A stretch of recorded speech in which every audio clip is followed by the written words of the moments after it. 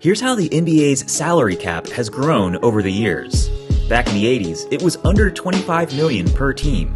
But in the 90s and early 2000s, it grew steadily, and by 2007, it was over $50 million.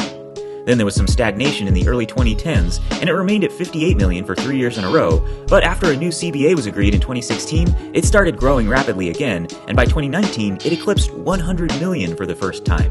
Remember, this is per team per year. The cap continued to grow throughout the 2020s, and now it's up to $140 million this season.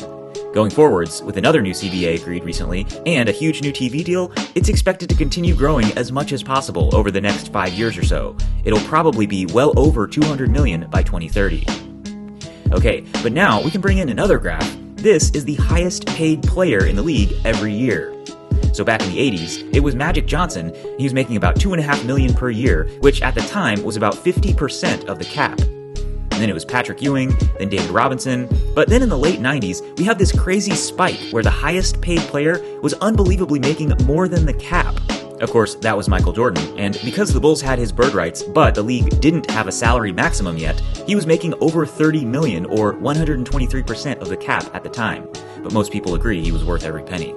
Eventually, though, that contributed to the lockout in 1999 and a new CBA, which included maximums on player contracts, as you can see in the 2000s. However, at that time, players like Kevin Garnett were still making about 50% of the cap. Shaq was also one of the league's highest paid players at that time, but eventually, Kobe Bryant would become the league's biggest contract from 2010 to 2016. And then after 1 year of LeBron, Steph Curry took over as the league's highest paid player from 2018 until now. This season, his $55 million contract is about 40% of the cap. And going forwards, he could remain the highest paid player if he continues to re-sign with the Warriors. But as of right now, with the current salaries that are already agreed upon, the biggest contracts after Curry are Jokic at $62 million in 2028, Embiid at $67 million in 2029, and Jason Tatum at $71 million in 2030. Although that's a gigantic sum of money, it's only going to be about 32% of the cap, which is far less relative to the cap than the top players were earning in previous eras. For what it's worth, the contract that the Mavericks were afraid to offer Luka Doncic would have started in 2029 at about $70 million per year, which is around what Jason Tatum will be earning and would be about 34% of the cap.